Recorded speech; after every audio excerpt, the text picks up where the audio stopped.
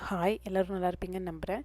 அன்றைக்கி வந்து பிரேக்ஃபாஸ்ட்டுக்கு புட்டு கடலைக்கறி தான் செஞ்சுருந்தேன். பசங்களோட லஞ்ச் பாக்ஸ்க்கு என்ன பண்ணலான்னு ரொம்ப நேரமாக யோசிச்சுட்டே இருந்துட்டு, அதுக்கப்புறம் தான் சப்பாத்திலே பீட்ஸா பண்ணி கொடுக்கலாம் அப்படின்ட்டு ரெடி பண்ணிகிட்டே இருந்தேன்.